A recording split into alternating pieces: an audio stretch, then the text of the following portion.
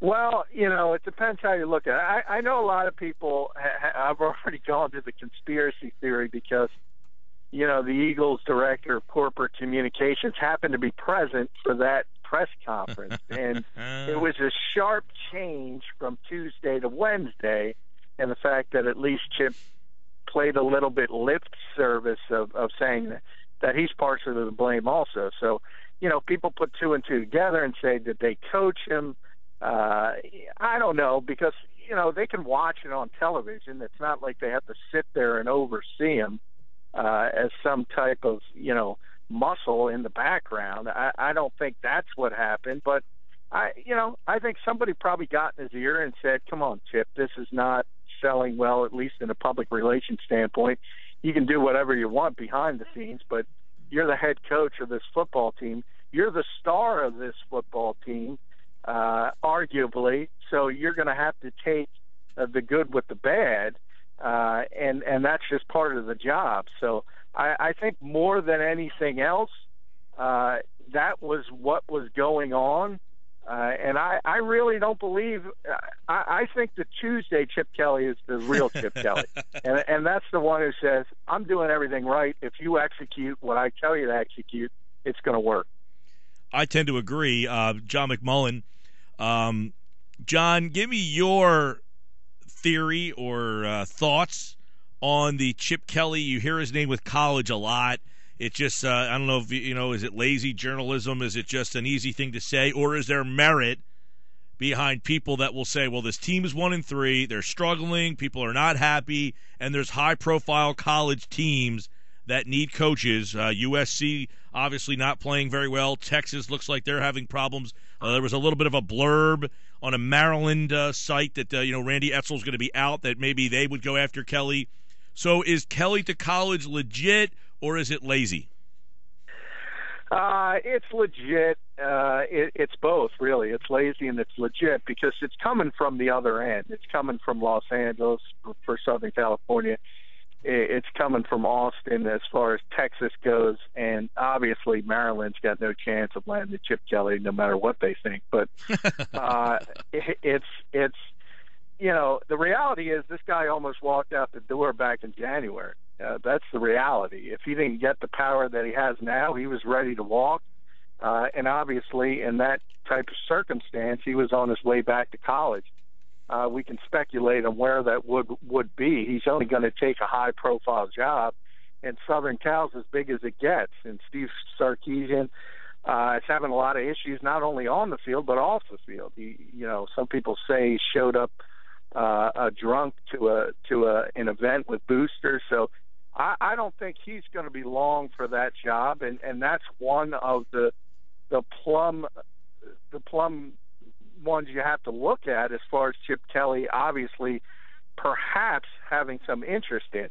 Now, as I said, it's the people in Los Angeles putting the two and two together. It's not coming from the Kelly side, at least yet. But obviously, if things go as bad as they have been and continue down that road, yeah, it's something to look into. This is not Andy Reid. This is not a guy who's going to be here for 13 years, success or no success. I mean, he's always been a guy looking for the next challenge, and I think that's just his personality. Let me ask you, John, you're a straight shooter. If Chip Kelly's just the coach, are you more inclined to say, you know what, he'd walk away? But when he takes GM role, is that an admittance of failure that I can't build an NFL team, so therefore he's sticking this out until the end? Yeah, it is an admittance of failure, and I agree with you. That's one of the major reasons why I don't think he would walk away even after this season if it continues to go in a poor fashion. I don't think he wants to be labeled a failure. He looks at Nick Saban. He mentioned Nick Saban this week in relation to Drew Brees, and that's the one thing that sticks in his craw, is that no matter what he does at the college level, Nick Saban is always regarded as a failure in the NFL. And that he don't think that he wants to get back in to that. I think that'll be next season, say, and a place where he has a good quarterback situation, because Saban laments the fact that he passed on Drew Brees, still be in the NFL if he managed to get him down to Miami. And I don't necessarily that. So I don't think Chip Kelly wants to be labeled a failure at this level, and for that reason, while I think college is a possibility down the line, I don't think it's going to be this early in his tenure now that he has all the power on the personnel side. John McMullen, 97.3 ESPN.com. He joins me every day at this time. Check out his stuff on our website, 97.3 ESPN.com. Go to the trending bar at the top. Click on McMullen's Eagles coverage for everything on this Eagles and Saints game. John, let's look at this game. Let me ask you, you cover the league nationally as well for today's pigskin.com. You've been, a lot of the different people. Who has more desperation leaking of them? That has two teams in the division 4-0. They lose, realistically, they're not mathematical impossibility. Yeah, I mean, you're right. If you use common sense, the Saints should be the more desperate team because they have the larger hill to climb. But it comes across like Philadelphia is the more team because I think most people assumed they were a legitimate contender, and a lot of people did not feel that way about the Saints. So while both teams, are to this looking as it's, probably out of station as far as the playoff goes, really the Saints may be ready considering the division play-in, and the Eagles, because of how weak the NFC East is, could potentially lose this football game and still be in the conversation. But I don't think that's the way Philadelphia is looking at it, as evidenced by, Sermon you had down at the Overcare Complex this week, and injured players doing everything humanly possible there because they feel this is a do-or. Jason Peters is going to try to play. Lane Johnson's going to play. Yeah. Byron Maxwell's going to play. It's all hands on deck. So does that then erase the thoughts that in that locker room, or that he's lost the locker room, or some of the stuff that Brian Billick said that this thing is about to blow up? Stop telling me to drink milkshakes or whatever. These guys fighting to get back on the field, does that kind of erase any of that narrative? A little bit. I don't get the sense that locker room has turned on Chip Kelly yet. I think what Brian was trying to say is the potential is there, and I agree with that aspect of it, because if things continue to go poorly and then all of a sudden Chip Kelly is on whoever, name the player, about wearing a sleep monitor or about taking an extra smoothie at lunch, yeah, I mean, they're going to start to turn on that and say, this is ridiculous. We can't win a football game. I think that's what he was trying to get across, and I don't think it's happened yet. But I think the potential is there. Mark Schlereth said the same thing about the offensive line, because it's been a couple weeks now where Chip's been throwing them under the bus, and when you got prideful players like Jason Peters, Jason Kelsey, Lane Johnson, and guys who have been successful, yeah, I could see that getting bad down the line, but it hasn't happened yet. John McMullen's with us here, 97.3 ESPN.com. And, of course, John joins us every day at this time with a look at the Eagles, and they get ready for the Saints. And, obviously the Eagles have had their issues running the football, whether it be the offensive line or whether it be the running backs or just the play calling here. But this week they're facing a team that's 123 yards a game on the ground. But that being said, this is a team that gives up almost 10 yards a play via the pass. John, is this a week where you want to see Sam Bradford win this game for them? Even though we'd like to see the run game get reestablished, do you want to see Sam Bradford get his team on his show this week? Well, I'd love to see it. You'd love to see him build on the confidence he kind of garnered last week against the Redskins, and keep moving in the perfect defense to do it against, because it's not very talented and it's not very good.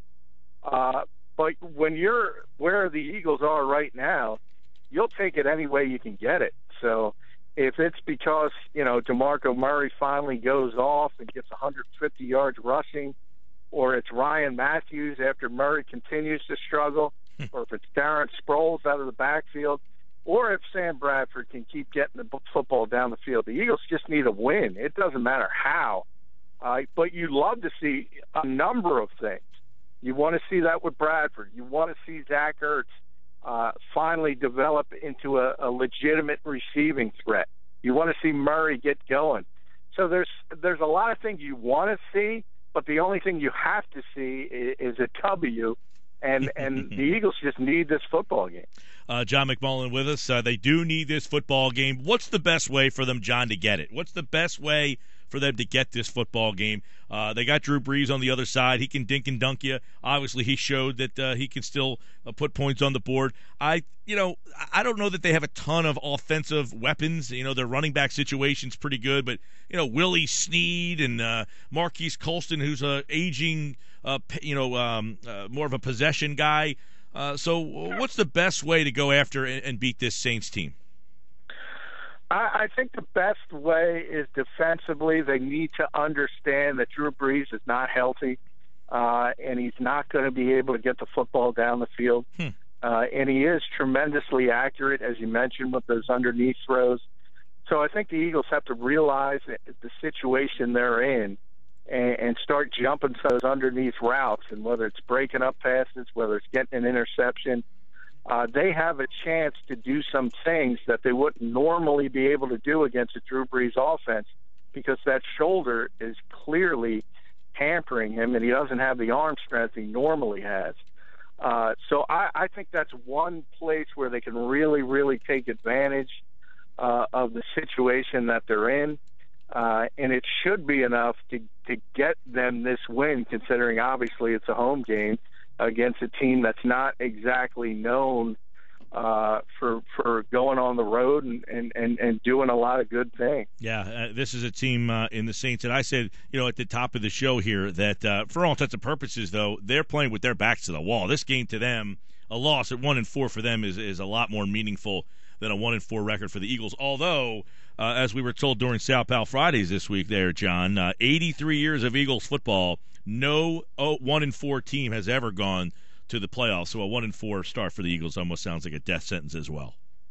Yeah, I mean, 1-4 is normally a death sentence for any team. So that statistic's going to hold up throughout the league. The one positive, though, is that every season is not like the season that passed. The normal NFL East campaign, 1-4, you're dead. You're dead in the water. But this is not a normal year in the NFC East. It's probably the worst division, certainly in the NFC, possibly in all of football, although you could argue the AFC South. So for that reason, you don't want it, but for that reason, the Eagles are not going to be out of the playoff picture, even if they lose this football game. Now, in a figurative sense, you just know this organization is going to be down in the dumps. And once that snowball gets rolling down the hill in the NFL, it's very, very difficult to stop. Well, and morale goes down. Morale goes down, John. I think we saw this with some of those late Reed teams where they had talent. I say this all the time. I don't think they were a 4-win team in 2012. Just the snowball effect. That team thought they were going to be a playoff team. They thought they were a Super Bowl contender. And the next thing you know, your season doesn't go the way you think it is, and you shut down a little bit because your expectations were much higher than you anticipated where your team would be. Yeah, exactly. And that's what I feel happen if they lose this football game. Not that the Giants or the Cowboys are going to run away. It's just the fact that things are going so poorly, people are going to start to check out. And you've seen it. You mentioned the Reeds last year. You see it all over the NFL, though. You see teams fight and claw in the first couple weeks of the season, and then all of a sudden they realize, Miami, hey, we're not very good. Miami, exactly. John, Miami had the people thought that was a playoff team, and now they fired their coach already. Exactly, and all of a sudden you start seeing them lose football games by 3-4 touchdowns, and it's because this is a very emotional game, and if you can't get up and prepare during the week, it's going to show up on Sundays or Thursdays or Mondays, whenever you're playing, and things can go south very, very quickly. So to me, it's imperative to get the win, not because of the competition in the division necessarily, but just because of the mental hurdle you're going to have to overcome and say that you're a 1-4 football team and try to sell that you're still a good team. Quick on the injury report here. We know Kendricks will be out, Bear will be out, and Alonzo will be out, but it looks like the rest of the brigade will at least try to go. Maxwell, Peters, and Lane Johnson, most importantly. Yeah, well, I would say Peters certainly most importantly because, if a similar situation happens and he starts the game, for instance, and is only able to go a few reps before he aggravates the quad all of a sudden, you have Matt Tobin, you have Dennis Kelly, and Alan Barber in the lineup on the offensive line. And that, as we saw last week, is not, a recipe for success. So they need Jason Peters out there, and he gave us the Popeye quote yesterday, "I am who I am, so I'm not leaving the game." And I believe him. I do. I think come hell or high water, I think he's going to be out there for the entire game. And I think that could be the difference in this contest. All right, John, your pick is listed at 97.3ESPN.com on Thursdays. You give it live on the air on Fridays. We have Pick the Perfect Score coming up in 1 hour this week from Golden Nugget, $100. We go back because somebody picked the score last week. But, John, give us your score for Eagles Saints. I do think the Eagles will find a way to get it done, and I know that probably gets people upset because I've been a bit of a mush so far this year, but I have the Eagles game 21-20. All right, 21-20 from John, and for all his coverage, go to 97.3ESPN.com. Click on McMullen's Eagles coverage in the trending bar for all of this week's coverage on Eagles and the Saints. He likes them 21-20. All right, John, always appreciate the time, man. Hey, thanks, Mike.